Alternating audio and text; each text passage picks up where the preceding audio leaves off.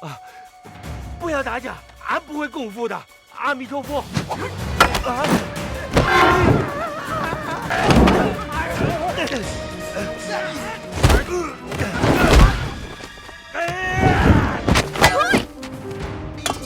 阿弥陀佛。 Welcome sa One Tamad Recap. Ngayon ibubod natin ang 2011 Chinese martial arts film na pinamagatang The New Shaolin Temple. Spoilers ahead. Watch out and take care. Ang pelikula ay itinakda sa Dengfeng Henan sa panahon ng mga warlord ng unang bahagi ng Republican China. Si General Hou Ji, na isang malupit na warlord, ay tinalo ang kanyang karibal na si Commander Hu Long at nagawa nitong makontrol ang Dengfeng. Tumakbo si Hu Long hanggang sa makarating siya sa Shaolin Temple para doon magtago, ngunit nasundan pa rin siya ng Deputy General na si Cao Man. Nagbanta si Cao Man sa mga monghe na ibigay nito ang commander sa kanya.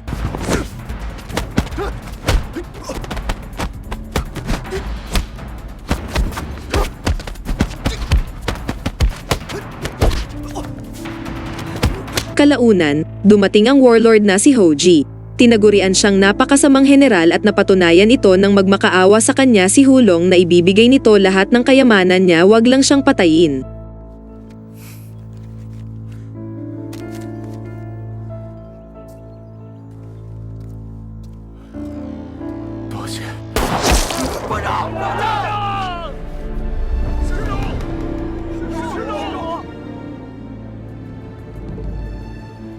Inihayag na si General Hu at Cao Man ay magkapatid. Dalawa sila ay may reputasyon na malulupit na warlord. Sa araw na ito nakipagkita sila sa commander na si Song Ho na matagal na nilang kaalyansa. Gayunpaman hindi din nila masyadong tinitiwalaan si Song Ho sa kabila ng pagtulong nito sa kanila sa kupin ng iba't ibang syudad sa China. Isang araw, binisita sila ng mga taga-kanluran na si Captain Peter. May dala itong makabagong armas na Gatling gun. Nagmungkahi siya kay General Ho na payagan silang magtatag ng railway sa lugar kapalit ng makabagong armas. Subalit mariing tinanggihan ni General Ho ang alok ni Captain Peter sa kadahilanang nangangamba siya sa posibleng banta ng pananakop ng mga dayuhan sa kanilang bansa. Gayunpaman ang nakababata niyang kapatid ay pinilit siyang tanggapin ang alok, kaya nagalit si Hou Ji at sinakal niya ang kapatid. Lumipat ang eksena sa Shaolin Temple. Ang monghe na si Jingkong ay kasalukuyang nagsasanay kasama ang ibang monghe. Habang nagsasanay ay pinag-usapan nila ang problemang tagutom na kinakaharap ng mga residente dahil sa di matigil-tigil na digmaan. Kaya nagkaroon ng plano si Jingkong na magnakaw sila ng bigas at ibahagi ito sa mga mahihirap. Samantala, si Hou Ji ay may asawa at anak. Mahal na mahal nito ang kanyang anak at talagang magagalit siya kapag nadapa ito. Lumalabas na sa kabila ng pagiging malupit niyang warlord, siya ay isang mapagmahal na ama at asawa sa kanyang pamilya. Dumating si Cao Man para ipaalam na inanyayahan sila ni Commander Song Ho para sa isang dinner. Lingid sa kaalaman ni Song Ho, may plano na pala si General Ho patayin siya upang makontrol nito ang kanyang nasasakupan. Gayunpaman nang malaman ito ng kanyang asawa, pinigilan niya si Hou Ji. Kinagabihan, isinagawa na nga ni Jingkong at ng mga kasamahan ang plano nilang pagnanakaw ng bigas para ipamigay sa mga mahihirap.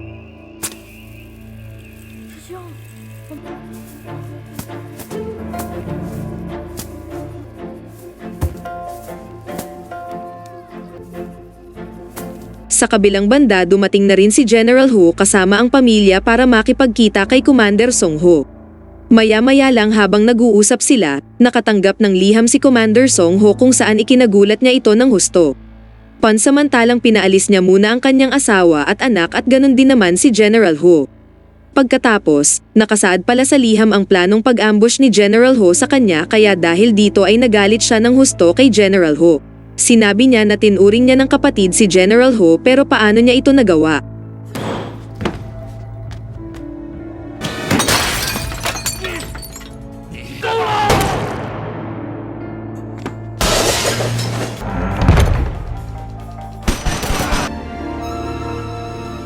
Lumalabas na pala itong lahat ni Cao Man at silang dalawa ay sinet up para sa ambush. Bago malagutan ng hininga si Commander Song Ho, nagawa niya pang iligtas si General Ho sa kabila ng pagpatay nito sa kanya.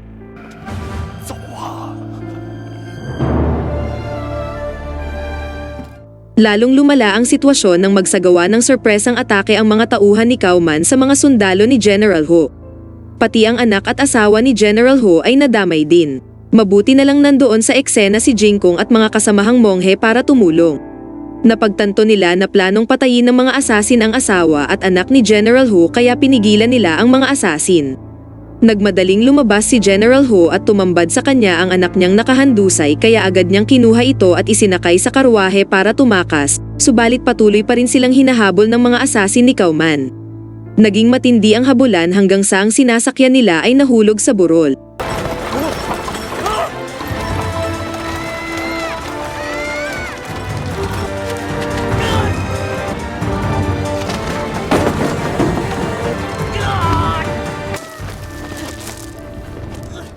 Mabuti na lang nagawa pa ring mailigtas ni General Ho ang kanyang anak sa pagkahulog. Samantala, dinala naman ni Jingkong ang asawa ni General Ho sa templo. Kinabukasan, natatarantang pumunta sa templo si General Ho at nakikiusap na pagalingin ang anak niya dahil sa malalang pinsala na sinapit nito. Nagmakaawa siya sa monghe na gawin nila ang lahat masagip lamang ang kanyang anak. Ang dating malupit na general ay tila nabaliktad ang asal kung saan paulit-ulit pa itong lumuhad alang-alang sa kaligtasan ng kanyang anak. Gayunpaman kahit na anong gawin niya, huli na ang lahat para sa anak niya at wala nang magagawa pa ang mga monghe. Dahil dito nagalit ang asawa niya sa kanya at sinisisi siya sa lahat ng pangyayari. Nagsimulang mag-amok si General Ho kung saan pinagbantaan niya ang bawat monghe.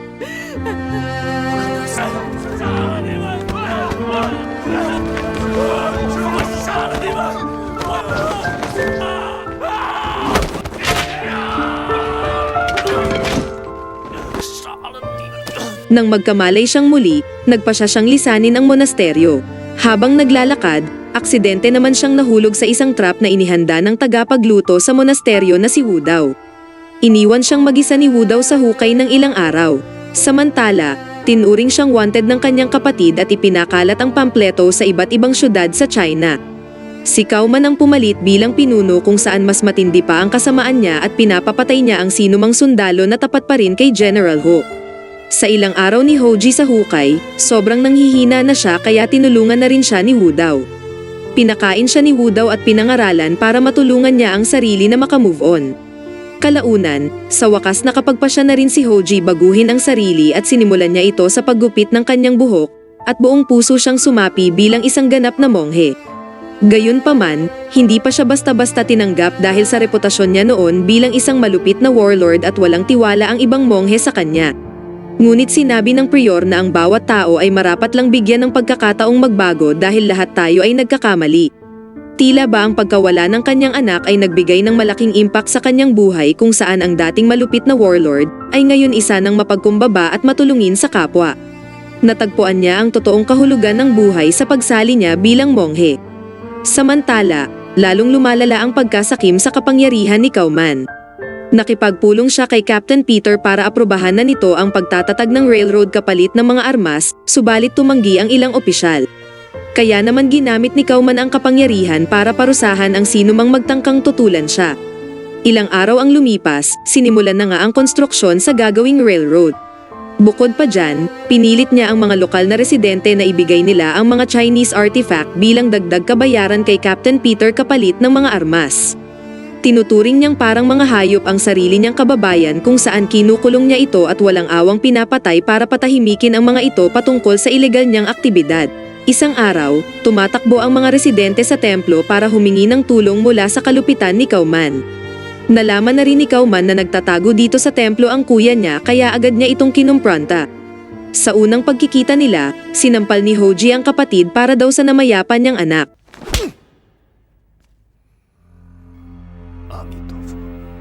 Pagbalik sa headquarters, gulat na gulat si Hoji nang mapansin niya ang malaking pagbabago sa lugar. Pinayuhan niya ang kapatid na magising ito sa katakawan sa kapangyarihan at huwag siyang maging tulad niya, dahil sa huli ay wala rin itong magandang idudulot.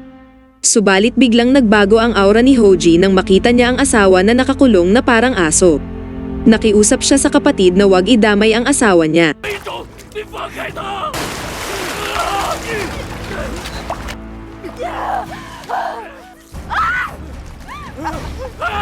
Biglang naabala si Kauman sa komosyon na naganap sa labas at ito pala ay mga monghe na sikretong sinagip ang mga bihag. At upang masiguro ang kaligtasan ng mga bihag, Ang senior ng monghe na si Jingneng ay nagpasyang magsakripisyo. 他是现在话都不听了，走啊！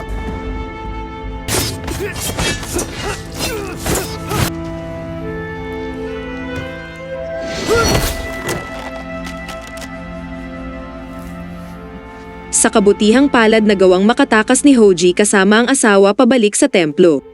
Nagpa siya ang mga monghe na kailangan na nilang lisanin ang templo dahil batid nila na hindi sila tatantanan ni Kauman at maya-maya lang ay darating na ang hukbo nito. Pinangunahan ni Wu daw ang mga residente sa pagtakas, habang nagpaiwan naman si Hoji at iba pang monghe para mag-abala ng oras at depensahan ang templo. Nakahanda silang ibuwis ang kanilang buhay sa labang ito. Sumugod na nga ang mga sundalo ni Kauman at isang matinding kaguluhan ang naganap sa templo. Nagkaharap na rin muli ang magkapatid sa huling pagkakataon.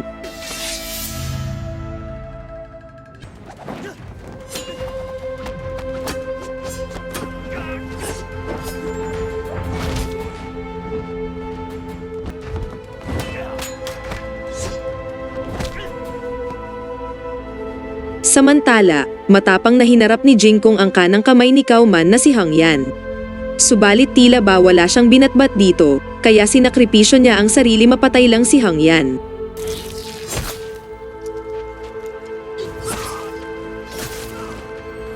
Habang patuloy ang bakbakan, dumating na si Captain Peter malapit sa templo at dito inihayag ang totoo niyang intensyon. Pinasabugan niya ng kanyo ng buong templo para wasakan ito.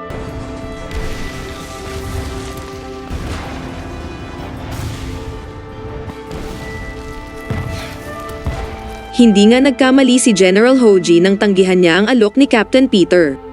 Pero dahil sa kasakiman ng kanyang kapatid, mas lalo itong nagdulot ng matinding trahedya sa kanila. Sa gitna ng mga pagsabog, hindi pa rin hinayaan ni Hoji mamatay ang kanyang kapatid. Batid ni Hoji sa sarili na kasalanan niya ang lahat kung bakit naging sakim sa kapangyarihan ang kapatid niya, kaya sinabi niya sa sarili na siya dapat ang magdusa at upang maiparealize sa kapatid ang mga pagkakamali nito. Sa huling sandali, sinagip niya ang buhay ni Kauman sa papabagsak na poste.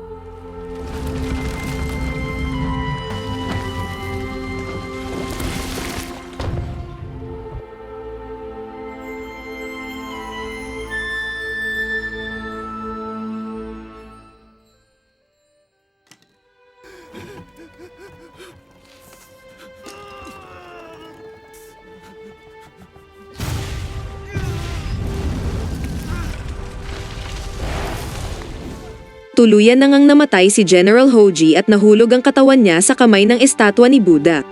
Magkahalong pighati at pagsisisi ang naramdaman ni Kauman sa kanyang nagawa. Sa huli ay napagtanto niya na rin na tama nga ang kanyang kuya at masyado siyang nilamon ng kasakiman sa kapangyarihan. Lahat niyang pinaghirapan at ginawa ay nauwi lamang sa wala at ngayon ay wala na siyang maituturing pang sariling kaharian, tahanan, at kahit na pamilya. Ang moral ng istorya, lagi nating isaalang-alang ang konsekwensya ng isang bagay bago natin ito gagawin. Dahil hindi natin alam kung ano ba ang kahihinatnan nito. Isa pa, ang tunay na kaligayahan sa buhay ay hindi kayamanan at kapangyarihan, kundi ang pagmamahal sa kapwa at respeto sa bawat isa, mapamayaman ka man o mahirap.